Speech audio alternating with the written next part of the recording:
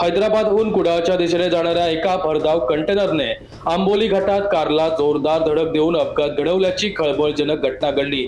अपघात करून घटनास्थळावरून पळून जाणाऱ्या कंटेनर चालकाला पोलिसांनी स्थानिक नागरिकांच्या मदतीनं झाराप 0 पॉइंट येथे शिताफीने ताब्यात घेतला। या अपघातात वाहनांचं मोठं नुकसान झाले असून काही जण किरकोळ जखमी झाले आहेत। सदर चालकावर गुन्हा दाखल करण्याची प्रक्रिया सुरू होती। याबाबत पोलिसांनी दिलेल्या माहितीनुसार हैदराबाद ते कुडाळ असा प्रवास करणारा कंटेनर क्रमांक TG07E4751 आंबोली घाटातून जात होता।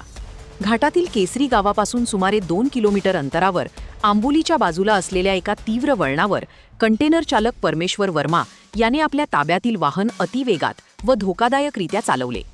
याचवेळी कोल्हापूरच्या दिशेने जात असलेल्या सियाज कारला क्रमांक MH03 CB 8619 या कंटेनरने जोरदार ठोकर दिली। ही धडक एवढी तीव्र होती की यात कारचे मोठे नुकसान झाले। याशिवाय कंटेनरने तेथून जवळच असलेल्या एका टाटा पंच गाडीच्या उजव्या बाजूच्या आरशालाही मिरर घासून धडक दिली। अपघात घडवल्यानंतर कंटेनर चालक परमेश्वर वर्मा हा मदतीसाठी घटनास्थळी न थांबता थेट कुडाळच्या दिशेने कंटेनर घेऊन पळून गेला। हा प्रकार पाहून 2 दुचाकीस्वारांनी त्याचा पाठलाग केला आणि बुर्डी पुलाजवळ त्याला थांबवण्याचा प्रयत्न केला। तिथे काही काळ कंटेनर थांबला खरा, मात्र चालक खाली न उतरता त्याने दुचाकीस्वारांना हुलकावणी दिली आणि पुन्हा तिथून पळ काढला। दुचाकीस्वारांनी तात्काळ याबाबत पुढे कल्पना दिली। त्यानुसार झाराप 0 पॉइंट येथे तैनात असलेले ट्रॅफिक पोलीस आणि काही स्थानिक नागरिकांनी सतर्कता दाखवत रस्ता अडवून अखेर या पळपुट्या कंटेनरला आणि चालकाला थांबवले।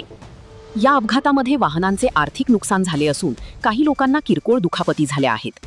अतिवेगाने, निष्काळजीपणे व धोकादायकरित्या वाहन चालवून अपघात करणे आणि अपघात स्थळावरून पळून जाणे या प्रकरणी चालक परमेश्वर वर्मा याच्या विरुद्ध सावंतवाडी पोलीस ठाण्यात गुन्हा दाखल करण्याची प्रक्रिया सुरू आहे। दरम्यान अपघात घडल्यानंतर घाटात आणि चालक थांबवला त्या ठिकाणी संतप्त लोकांकडून चालकाला मारहाण झाल्याची माहिती समोर येत आहे।